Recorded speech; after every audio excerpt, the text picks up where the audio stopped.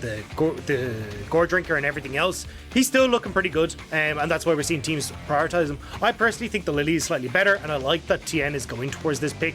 I think she operates so well in these team fights, sets up so many advantages. You've got so much flexibility with your build as well, whether you want to go for like the Zhonya's and the Banshees, or if you want to go towards Moonstaff, or you want to go towards just Liandry's Anguish and get more damage. Like, there's so many different styles to LIllia that it can pretty much function in any sort of team. This is only going to be the second Samira game that we see from Lwx this split. He's been playing a ton of Kai'Sa, but then when it's not been Kai'Sa, it's been Aphelios, it's been the Xayah.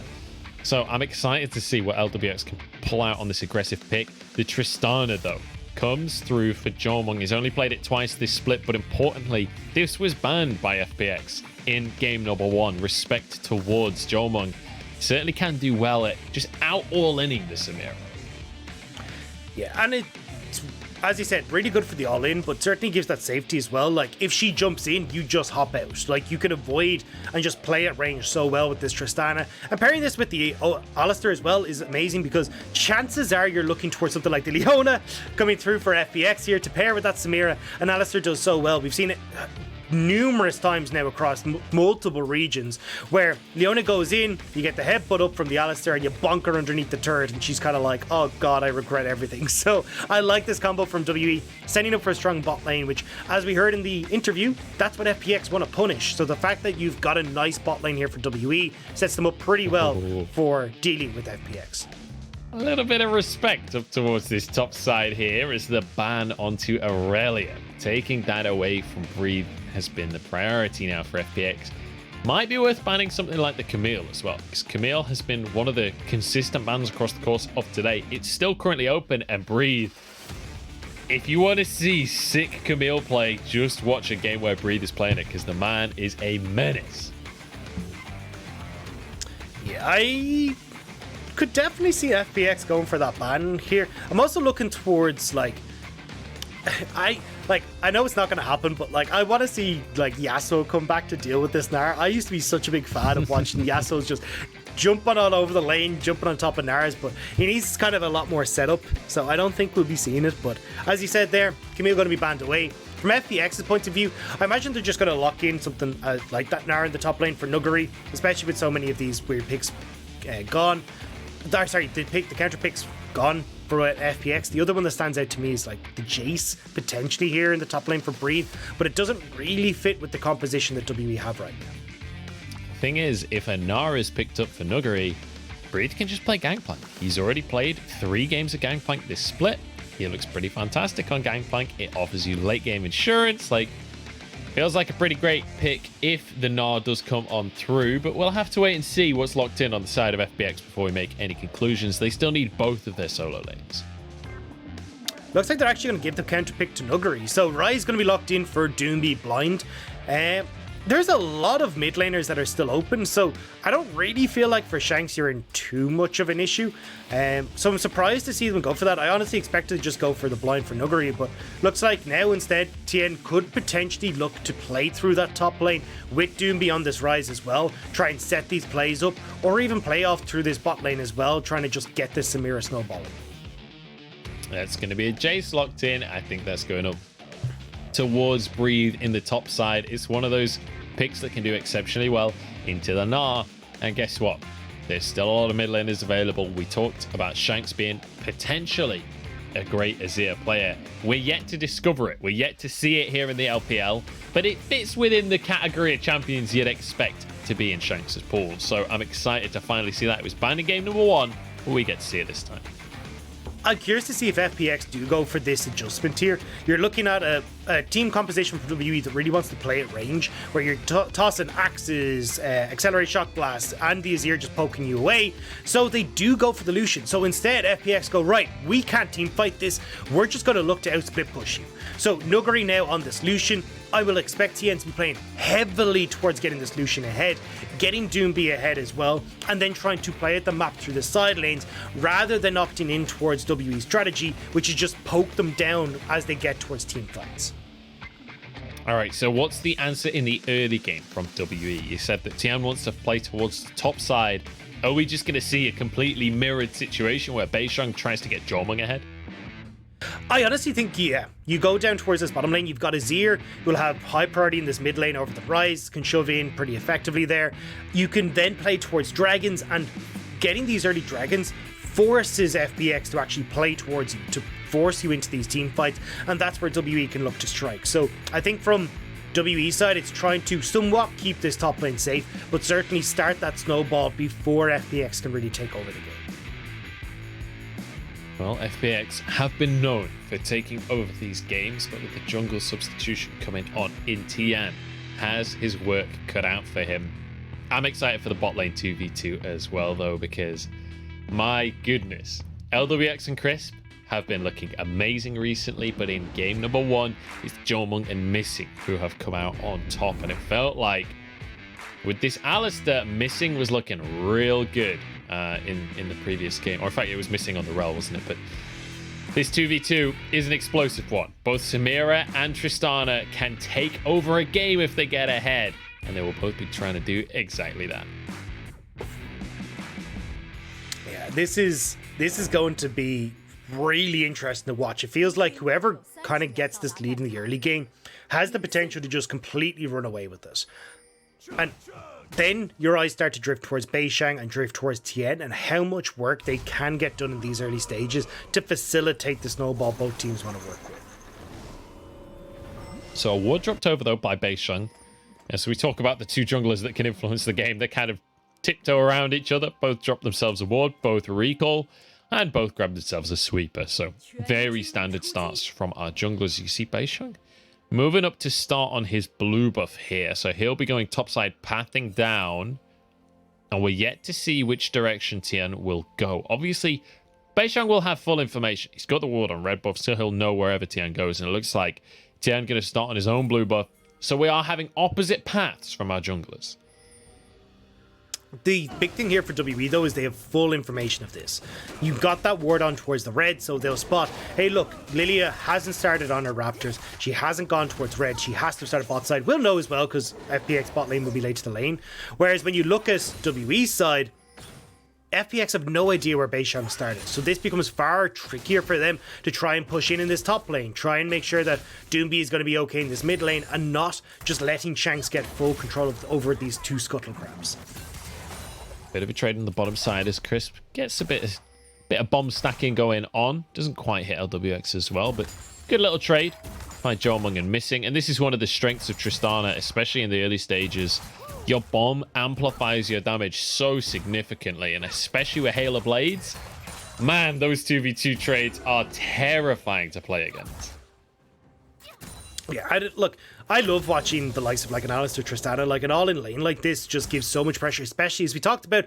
I mean, if you're looking towards these dives on bot lane, maybe with Beishang, you become so potent, especially when Alistar hits level 6. So I wouldn't be surprised when we do get to that point that we see Shanks just roam down, maybe even Breathe TPing in, but certainly the 3-man Beishang, Jiumeng and Missing going aggressive onto Lwx and Crisp. Well, Beishang, Jiumeng, Beishang, Shanks and Missing is the 3v3 that we heard talked about in the interview earlier on. As Crisp saying that was the way that they've got to defeat WE. And we'll see if that's going to happen, because Shanks, certainly a player that we've been hyping up coming into the LPL. We hyped him up coming out of the LDL, and it had been somewhat disappointing, to be brutally honest, when he came into the league this year. Now we finally get to see him on Azir. He was banned in game number 1. We have yet to see this in the LPL, but it's something that should be his kind of champion. It's probably the strongest control mage in the game right now, and it feels like this should be a game for him to kind of strut his stuff a little bit on the Azir.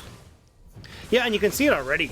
I mean, he's moved in there. He actually stopped the back from Doinb, so now actually gets a nicer reset timing for himself. And this is what I talked about earlier, was I love Shanks' early laning phase. He's actually really smart, although as I say that, he's getting ganked in mid.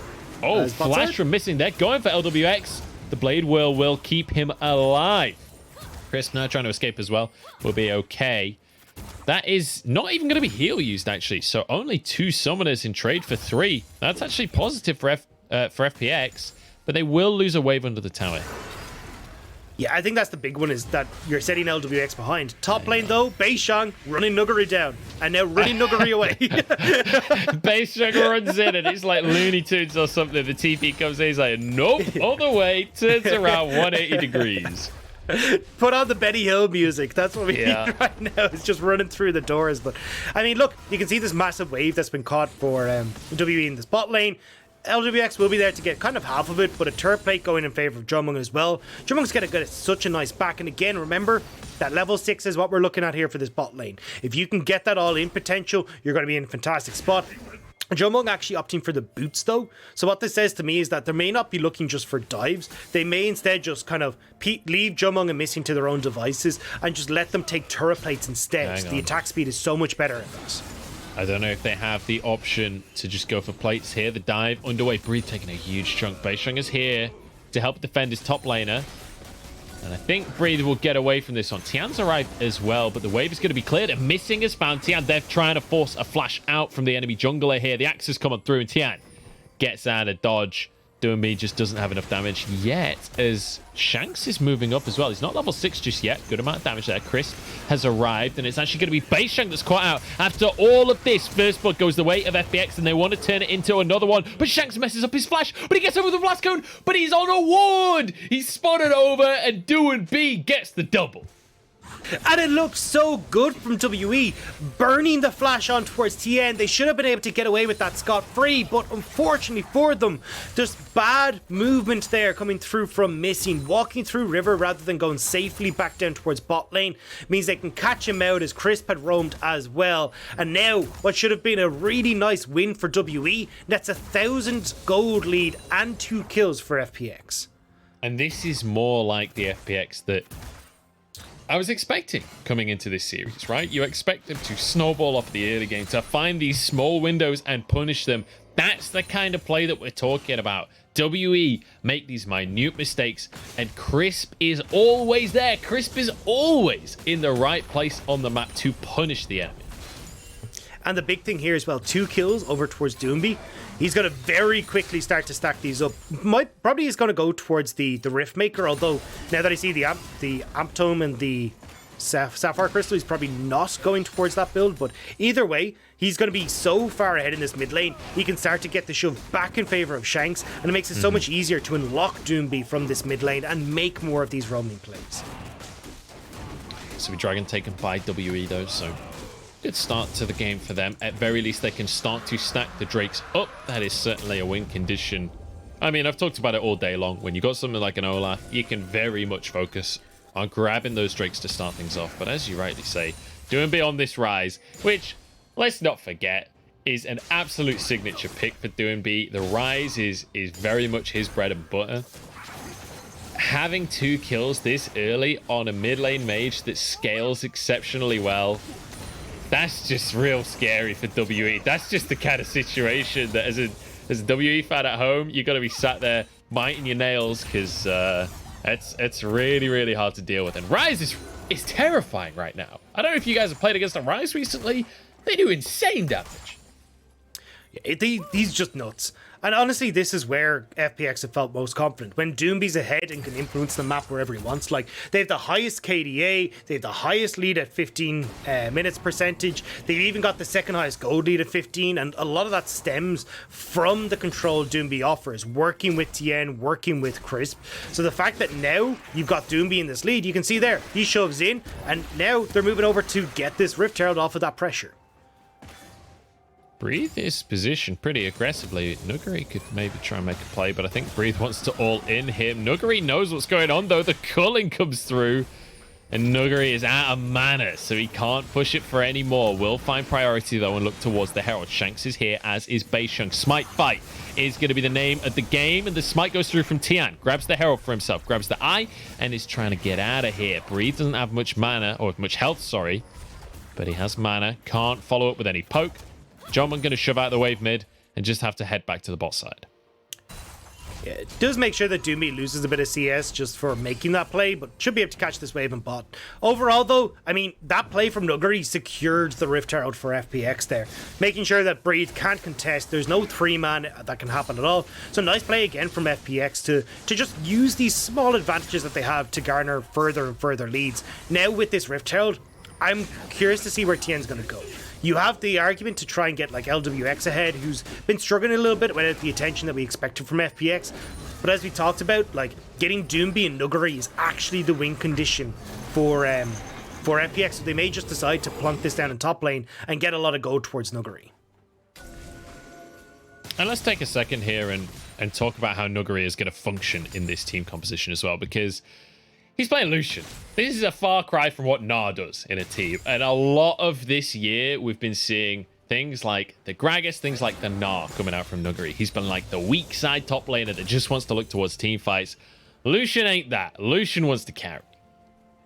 Yeah, but this is where Nuguri's actually happy, right? I mean, he was known for his kleptomancy Vladimir. Like, this was the guy who wanted every bit of gold that was everywhere, anywhere on the map. So the fact that he's going back towards carries doesn't surprise me. And it works very well here because you just end up in this split push role. You can offer a huge amount of damage in team fights thanks to the cull and try and get some return damage down if WE do end up going towards a... or you end up in an actual team fight with WE. But honestly, I just think you just stay side lane. The longer you're able to play off against this Jayce, look for those culls, look to poke them down, try and get these turrets, that's how FPX win. Oh, Solar Flare goes in, but I mean, that's the safety that you talked about. You mentioned it in the draft. It's really nice to see. Jiumeng can just zip on out of the play as soon as the Solar Flare comes down. Crisp trying to threaten potentially a Zenith Blade here, but he won't be able to find positioning. You mentioned that Nuguri likes gold. Well, how about a Rift Herald onto a tower that already only has 3 plates left? Beishang is here, so the tower won't go down. It will be answered by WE, but it's plenty of gold going into Nuguri's pocket. You can see the game plans unleashing here for FPX though. So Crisp trying to make these plays bot, they looked a little bit strange. What he's trying to do is burn the cleanse on Jiumeng, so then as Doinb shoves in mid, as you start to have Tian rotate back bot, they could potentially go for a play on towards Jiumeng. Not able to get that though, so instead they just go, right, we'll get this extra gold for Nuguri, who's now in trouble. Here we go. Beishang moving in. Tian is here as well, and a TP being channeled, but Nuguri's already fallen, and another TP. WE want to take this fight. Doinb will be able to get out with the Realm Warp. Shanks trying to get onto Tian, but not willing to commit the flash to the play here. WE answer with a pick on the top side. The pick, the gold, and crucially getting these summoner spells out of Doinb as well just gives so much breathing room to WE in this map. So now you don't have to worry about plays bot side, as you can see when Chris goes in, he just goes back out. Are you sure about that one, Dagda? Because I feel like this is plays on the bot side right now. Lwx stacking up his Inferno trigger. He's at S rank right now, but can he get an S score at the end of the game? He's not going to be able to go for the all-in. And a huge, huge wave pushed under the tower mid once again by Shanks while all of this was going on. And that's the problem here, is that, look, even if you manage to get, like, the cleanse out of Jiumeng bot, you're still losing gold mid, experience mid, same in this top side as well. That was a massive wave that crashed, giving a little bit of breathing room back over towards Breathe as well in that top lane. So these are the little things that WE are trying to turn in towards advantages, or at least get themselves back into this gold lead. Because when we started off this game at, minute 5, we had 1,000 gold lead for FPX. We're pretty much back to being dead even at this stage. Well, Drake started up once again, and we talked about what is one of the win conditions for WE, stacking these Drakes. 2 on the trot now, and it's going to be a Mountain Soul, which is fantastic for them, because there's a lot of all-in on the side of FPX. Being able to stack up those resistances will do a lot of work for this squad. The Mountain Soul is going to be kind of nice for either side. It's, as you said, like, I think it's not a huge one, though, because honestly, when you look at the way the teams are playing, you got, like, Poke from WE just kind of ignores a lot of the soul issues. And then when you're looking at FPX from the split point of view, it's nice kind of in the 1v1, especially for Nuguri. I think that's more so what they're going to be focused on. I think Breathe was trying to let the tower go down there. I think he was trying to allow the tower to fall while nobody would be able to get the gold for it. Here we go, missing on towards Lwx. The jump away, the flash away, but it's followed with another flash. The Blade Wheel keeps him alive at the last possible second, blocking the auto, and Jiumeng can't ult it. Nicely done by Lwx. In the meanwhile, though, that top lane turret does eventually go down with Nuguri there to pick up the gold, as he said. Unfortunately, Breathe couldn't let that one just pass away. Now, though, this does open up the question as to what the story is with Breathe. Because he's in a lane now where he could just create this very long lane, and Nuguri can't really overextend, especially when you're looking at Beishang and he's on a Lucian. And at that point, Nuguri just kind of goes, well, what the hell do I do? I can't really go in mid. We don't really have any sort of dive pressure on towards Shanks, again, because Lucian's so squishy. So I'm curious to see if Breed does try and find an opportunity to just freeze this wave in towards his own tower. Well, I think he's just shoved that out as soon as they saw Nuguri on the bottom side of the map. He just tried to shove the wave away from his side. I'm kind of sad that the tower didn't die there, because that was so 5-head from Breathe. Yeah. I feel like that would have been such a great moment, because what we think about with Breathe right now, he's a hyped up top laner, but it's just like, this guy is going to 1v1 you. This guy's really good mechanically. But that shows that he's more than just that, right? He's an intelligent player that's going to play the map correctly as well, which is one of the things that we saw from him in game number 1 in the series. Well, unfortunately for him, this isn't going as well as it did in game number 1 on his LIllia, because he's behind 20 CS, Rift Tower going across as well, so potential here for FPX to try and crack open this mid lane turret. And look at, you can see Nuguri is well aware of the respect he needs to give, but Crisp isn't. Yeah, Crisp is all but dead here. An axe blocked by the Blade Wheel, but Shanks has soldiers, and Blade Wheel, it can stop axes. It can't stop entire sand people, unfortunately. So Shanks grabbing himself a kill on that one. Crisp, a little disrespectful. Breathe, looking for an all-in. He's on to Doinb, and that's a lot of damage from this Jayce. Conqueror is proc. TP being channeled by Nuguri, but it's denied. Missing on the other side of the map. Will not let anything go wrong. Beishang is here. Jiumeng jumping in as well. They're going to dive onto Nuguri here, but the culling says no. Denies the play. Nuguri survives the bomb. Just not quite enough. Now Herald in the mid lane as FPX want to exploit the side lane pressure.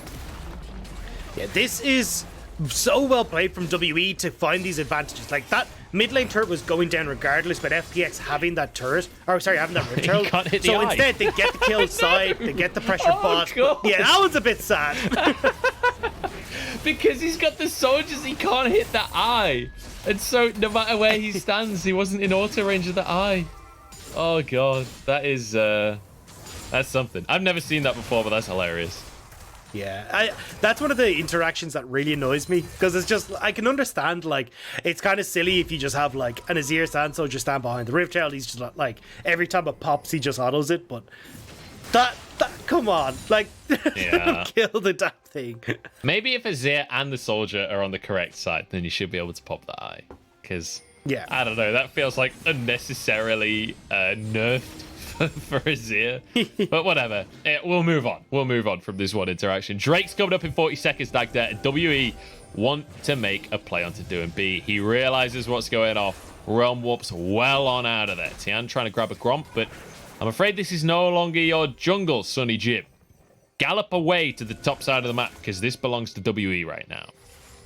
But WE again looking for these picks as always when they get a lead. Oh, But Jiumeng, no! Ooh, gets away with it. Has to burn his cleanse for that one. At what point do you look at Leona and go, yeah, I can take this. I'm sure she won't Zenith Blade at me. Like, come on, dude.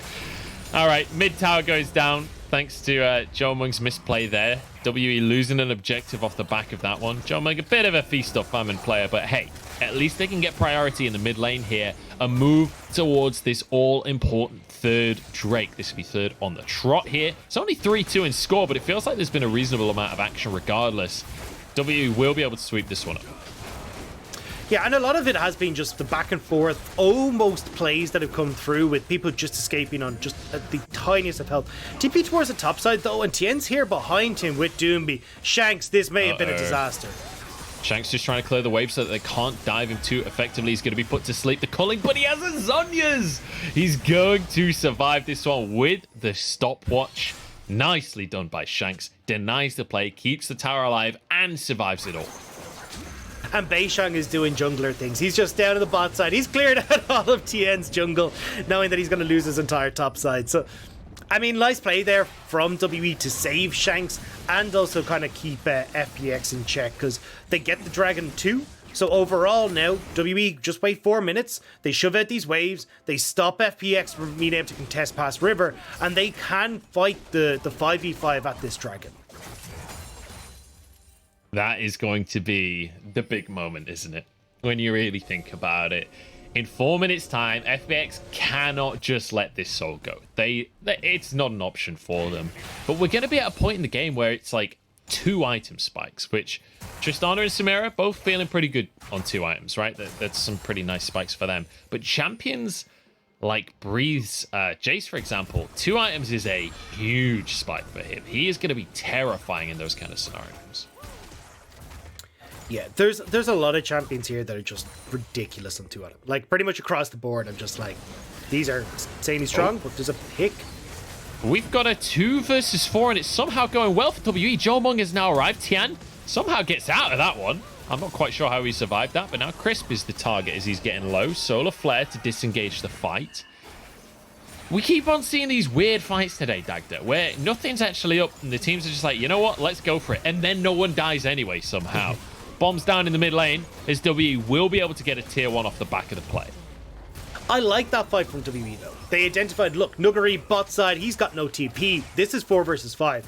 Nearly pick Tian, and if you do so, well, hell, that's either the mid lane turret or potentially even a Baron, depending on how many kills you pick up. So I like that WE are trying to use these advantages and find just small windows of opportunity, because that is the way you beat FPX.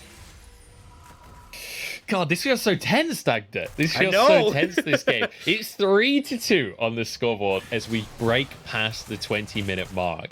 And even though, like, coming into this one, in my mind, FPX were big favorites, but this substitution in the jungle is hurting them, I think it's fair to say, comparatively to the form that they were on. Like, for anyone that didn't see any FPX games before the break, like, they're still playing fine, but they were playing like one of the best teams in the world kind of level before the break.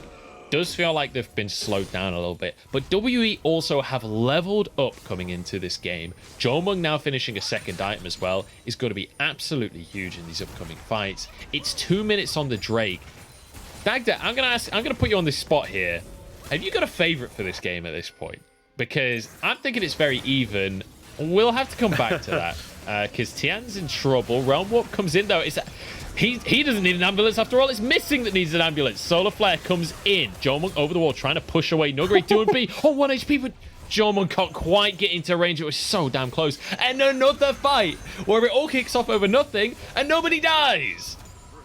I know, but they're so damn close, and this is what I mean about this game. When we started off, you kind of were like, oh, well, who's your favorite? This is a game that is going to explode one way or the other. One team fight win, and with how close these compositions are, like strength-wise, it becomes really hard to just say, oh yeah, well, it's going to be FPX, it's going to be WE. It will come down to one fight, and whoever wins that will get full control and be able to play towards the strengths of their composition.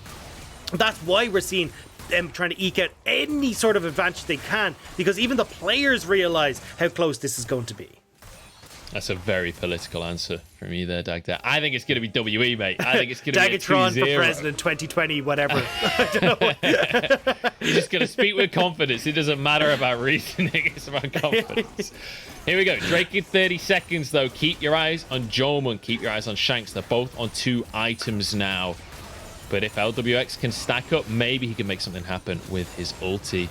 But it feels like WE, the ones that are a little bit braver right here, is FPX having to retreat from the play a little bit. They don't have much in the way of a front line. It's really difficult for FPX to move in towards WE. And this is the range that we were talking about for WE. Like, this is why you needed FPX to play through a side lane. But with the confidence WE have and nobody really able to force them back, FPX are in a bad spot. Crisp, though, looking for the flank alongside Lwx. This is how you play against this. Try and corral them, but you're 1v1.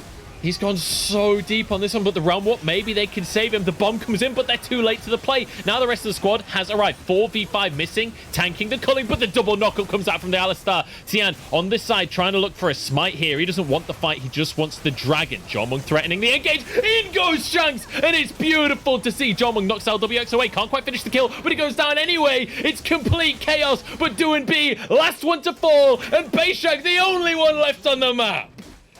Beishang barely able to survive on the back of that. Crisp going way too deep, and it means that WE have got that mountain dragon, they've got the soul, and they are now in control. Huge fight for WE and also for Breathe. I didn't quite get to see what was happening in the action, but he picked himself up a triple kill. We talked about the 2-item spike on the Jayce, and he hit it like a train. Yeah, this was so close to going either way, though. And unfortunately for Crisp, he thought the realm warp would come in a little bit sooner, but that slight delay means that Shanks, who's pretty damn big at this stage off of the 2 items, is able to burst him down. FPX aren't in a position to follow, and just the sheer numbers advantage means that WE can win that fight. Magnificent fight from WE. It was about as close as it could have possibly been. And let's take another look, because suddenly the entire goon squad arrives from FPX on the realm warp. And the funny thing is, Doinb's the only one who didn't take it. So Doinb ends up coming in. Now, it's a good idea because you're always worried about missing, just getting a massive combo. But here, this is the difference maker. Nuguri flashes away from the Emperor's Divide. He gets so much damage off in this pit. Lwx barely surviving, gets the double kill here as well. Like, this is a game of not even inches, it's millimeters that separate this fight. Jiumeng, though. Jiumeng buffers the jump. Realm warp. In goes Crisp. He's going to have to tank up for a while, but he's just not tanky enough to survive that one. Missing denies the players. Tian goes in, looking for the sleep. Jiumeng buffers the jump once again. Nicely done. Shanks disengaging as Lwx goes for the Inferno trigger. He's on to Breathe in the back line, who's just about surviving. Now Doinb on the front line, trying to get onto Missing. Jiumeng going to be the last man standing once Nuguri gets one more auto in. Double comes through, and Jiumeng finds himself alone. Breathe off towards the top side, but there's no way he can get back for the fight here. Might be able to find the all-in onto Nuguri if he's not careful. Look at damage out from this Tristana. Lwx couldn't help his top laner.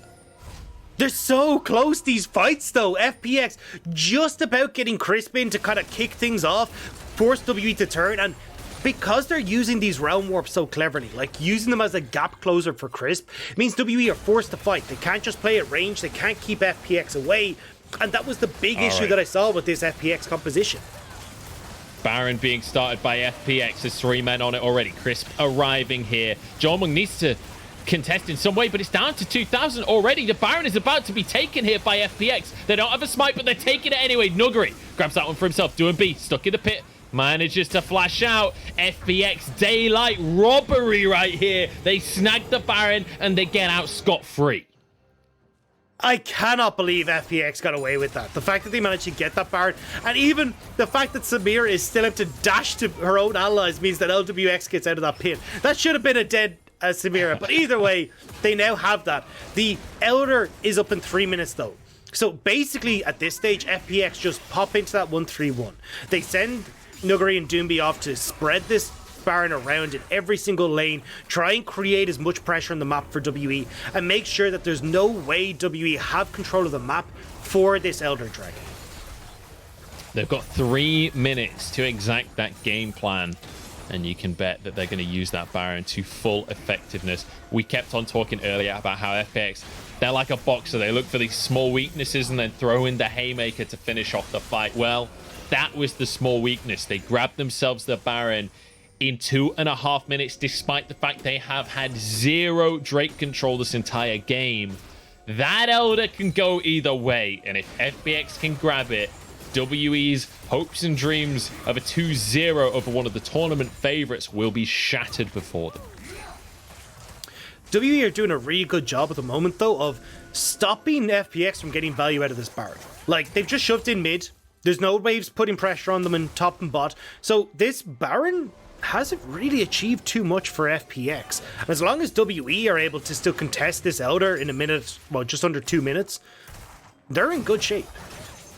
Yeah, luckily for WE, the Baron will expire about 30 seconds before Elder comes up onto the map. So they'll at least be able to regain control of their side lanes and shove those waves out before the Elder. But it should at least buy FPX the control of the pit. Like you can see right now, they've got tons of vision around there. They have control of this portion of the map. A couple of resets came through though from Lwx and Tian, which could be the opportunity for the squad of WE to push out a little bit, clear out some of these waves, clear out some of the pressure that's being thrown their way, and maybe make a play. It looks like they're trying to set up for an engage. Don't think they're quite going to be able to find it though. Yeah, the big thing for this team fight is that Missing doesn't have his flash available, and I'm not sure when it is coming up, but Chem Tank's there. Oh, that was as close as it's possible to get. Missing knows it as he throws up the angry minion, and he will be able to walk away, I believe. But Tian is on the chase this time around. Chris trying to close the gap, trying to find a way into the play here. But you have to keep your eyes on Shanks as well, because he's got those 2 items. This is a big Azir. If he can get a big ult off, he can turn the fight on its head. The big thing here, though, again, is kind of looking at the approach towards this dragon. Now, it's up in 30 seconds. Doinb won't have Realm Warp available. And when we look at the last successful fights for FPX, it's been crisp Realm Warping in to try and start these fights. With that down, WE now have the opportunity to just use the range advantage that they have, try and poke FPX off of this dragon before it kicks off. Beishang moving in. 10 seconds on the Elder Drake. There are so many carries in this game, it's impossible to say one player to keep your eyes on because there's just so much pop-off potential across these two squads. 5v5 it is. Elder started by FPX here. Just going to be aggroed and they'll take a couple of hits onto it. Beishang moving into the pit. Should be able to clear that ward at very least. Culling used onto Jiumeng here, but doesn't land that many of the shots, so it's not going to be too consequential. Check out the DPS meter at the bottom of the screen. That is swanky production. Bravo. 6,000 on the Elder Drake. Swirl Seeds going wide here as it's just constantly being DPS. Solar Flare goes wide as well. Maybe that's the opportunity. Missing goes in, finds the 2-man knockup. Lwx has played well, but it's going to be Doinb going gold in the last possible second. This looks like a WE fight, but there's the Infinite Trigger. It's not enough. FPX are torn asunder as Nuguri, last man standing, cannot contest. There's no smite here though. Maybe there's time for a miracle, but Elder goes down. One more hit would finish it, and Missing wants himself a piece of the action. Year of the Ox, baby, says the cow. And down the mid lane they will go. And WE play that so well. They play at range, they poke, they prod, they make sure that they're getting Tian nice and low. And the second they do, Missing gets that beautiful engage with Elder now on the cards for WE. Waves being pushed in their favor. This is looking like WE might be able to take this 2-0 against FPX. This is looking pretty good for WE. Another tower taken. They are going to reset, and importantly so, because they cannot afford to throw away this advantage. But Baron will be up shortly, and they'll have Elder for the fight. Yeah, and watch here. WE are doing such a good job of poking. Crisp gets put to half health, and the second they see that Solar Flare Missing goes in, sets up beautifully, and there's so much damage going on to the carries of FPX there that there's nothing they can do. Lwx tries to make the hero play with the Inferno trigger, but there's just not enough damage, especially with that Azir just shutting down any sort of answer. Now you've got the Elder Dragon on WE. You have Baron in 25 seconds. WE can look to use this Elder, get that Baron, and close out this game. I just love that even in a fight that's that one-sided for WE, Jiumeng just feels it a little bit too much, tries to 1v1 Nuguri at the end and just gets wrecked. It's like, Jiumeng, he's an exceptional AD carry on some days, and other days it just goes a bit awry. That was just like one of the most Jiumeng plays I think I've ever seen. But enough about Jiumeng. Baron is on the cards. Elder still in the pocket of WE for another 45 seconds, which means FPX have no answer to this Baron play. Their answer instead is to try and move towards the mid lane, but this wave will be cleared. It will be intercepted by WE. And FPX, they've just got to try and hold for 30 seconds. Clearing that mid wave was genius by them. Yeah, you got to now wait for this next wave to walk up, but I mean, honestly, you got the Baron here as WE. You're fine. That's what you needed Elder for. Now you can start to put pressure onto the base. And as we talked about with the range, especially like Jiumeng hitting level 16, Shanks on this Azir, it becomes very difficult for FPX to actually deal with any sort of long-term siege that Shanks and WE can offer. Shanks going to be sieging on the top side, and you can see the rest of WE cutting off access to their mid laner, just denying within this jungle and giving Shanks all the room he needs to make these plays onto the towers. That's 2 towers now taken by him, and he's got triple cannons going with a Baron buff. That's a lot of siege damage available from the side of WE right here, except one of them is taken down by the Squirrel Seed. Nicely done there by FPX. But now a mid-wave pushing as well. If Jiumeng gets to touch this tower, though, it's gone. Like, you've got 2 cannons there, and Jiumeng, if he manages to open fire, this is a done deal. So you've got FPX that basically always have to match where Jiumeng is, which means, honestly, Shanks can get a lot of work done by himself. So this is going to be on Doinb to set up this play nice and early with the Realm Warp, so they don't just lose it all. And look how much damage the 2 cannons have already done. The inhib tower is basically gone at this point. A couple more autos from Jiumeng, jumps out with his life. The satchel charge finishes the tower. And now they can look towards inhibs. Shanks goes in and forces FPX away. Another objective taken by WE. Slow and steady wins the race for them as they break open the mid lane as well. And FPX look like they're out of answers. They look like they're out of sorts right now. Tian trying to find a flank, trying to find a way in, but there is no way in. Now, there's little that they can do. This is where WE's composition just has everything in their favor.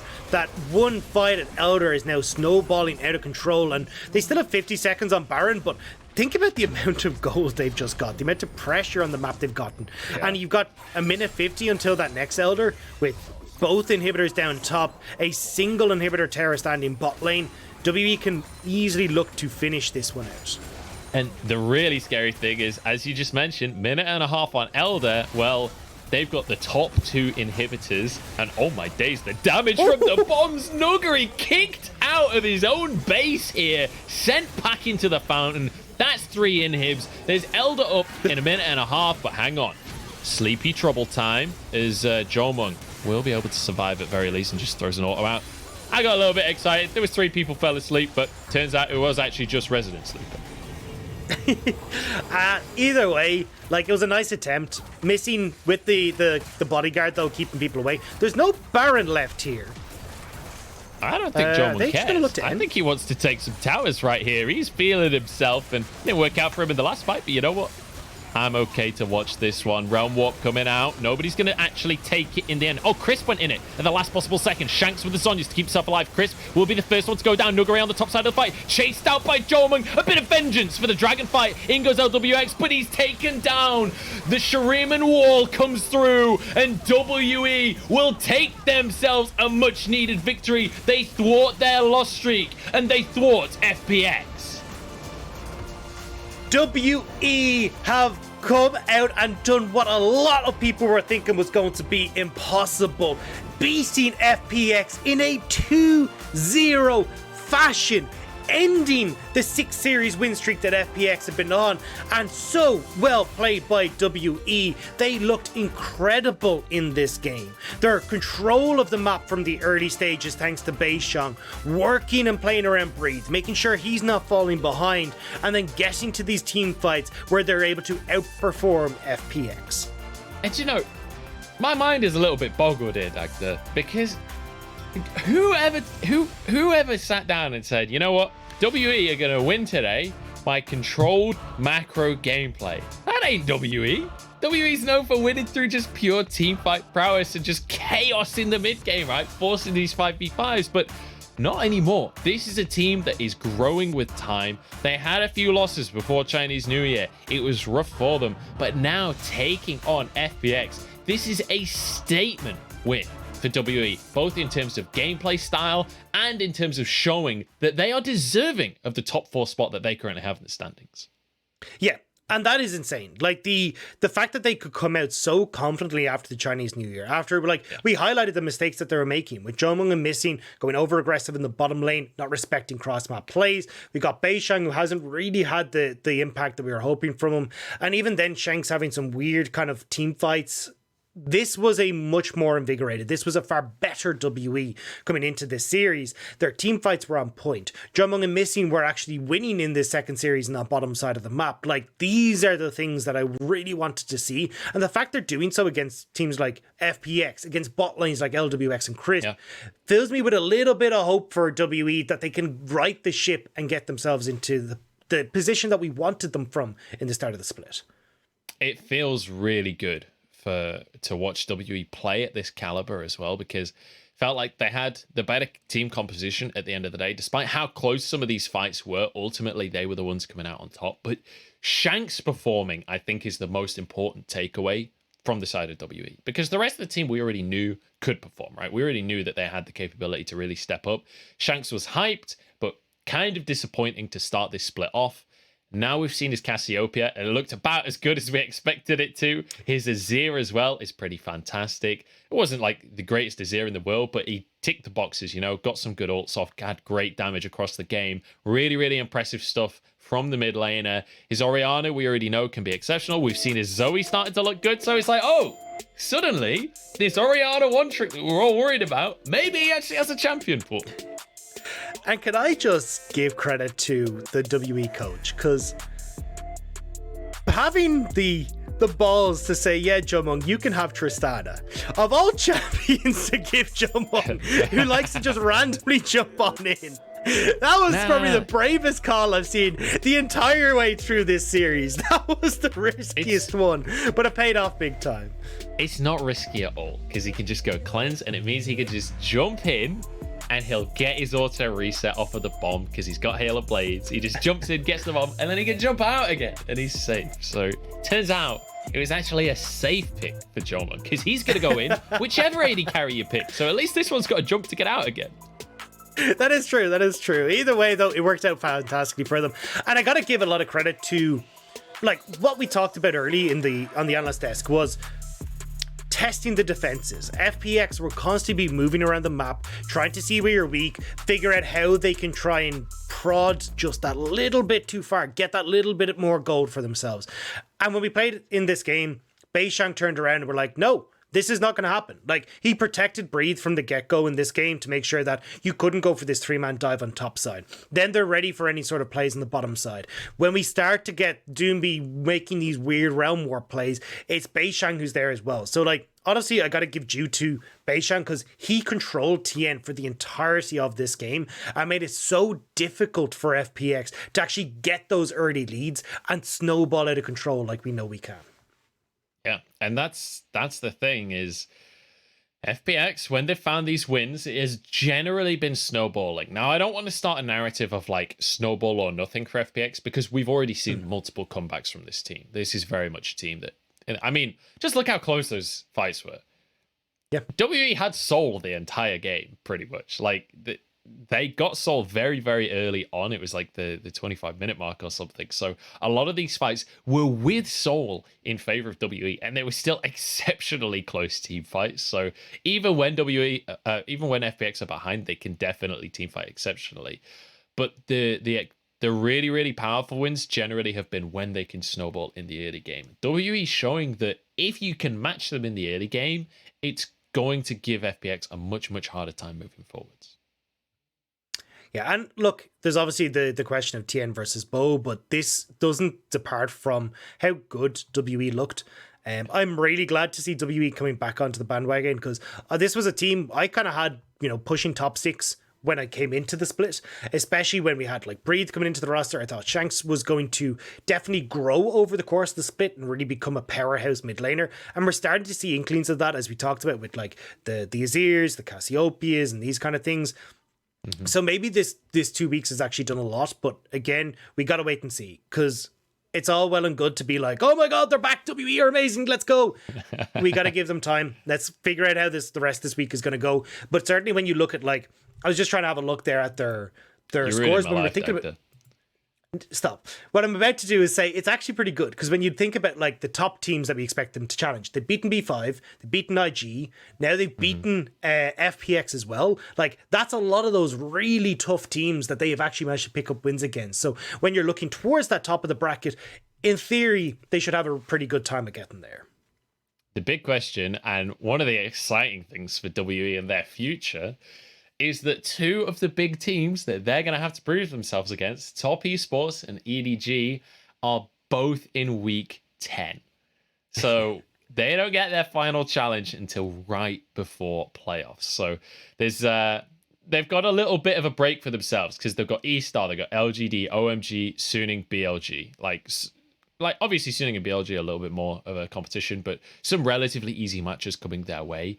And then the big names are going to be saved until our final week of LPL. And that is going to be some banger games that we get to see for ourselves. But there's still, honestly, EDG is one of the teams that still actually has quite a few of the other top teams to face off against. So there's still a lot of really exciting matchups coming up. Yeah, and I think that's the big one, is just there's so many insanely strong teams in the LPL right now. Yeah. But either way, I think WE definitely cementing themselves as one of those incredibly strong teams with the win here today. Well, JDG had overtaken WE in the standings because of their win today, and now WE, managing to get themselves a win, have retaken their spot as the 4th place team in the LPL. With that said, though, let's take a look at our MVP. It's going to be Breathe in this one on the Jayce, managing to get the triple kill in that all-important fight for the Elder Drake. And this could have been a disaster of a game for Breathe. Like, he was the person that FPX were gunning for. They wanted to set him behind, but he was able to avoid any sort of threat, had Beishang there to support him, and this is what this guy is capable of when he gets onto a carry. He looked absolutely insane. Huge amount of damage coming in these team fights. The burst was on point, and as he said, the triple kill just to put the little cherry on top for his performance. Really nicely done. And we get a replay of that particular triple kill. Keep your eyes on Breathe. He's just at the Scuttle Crab, gets the shock blast in, and then finishes off Nuguri, able to get the last kill of the fight as well. It was really beautiful stuff coming out from Breathe. And, you know, I mean, that fight was pure chaos. Let's be totally honest about it. Beishang literally being the only one surviving. This one, much more coordinated from WE.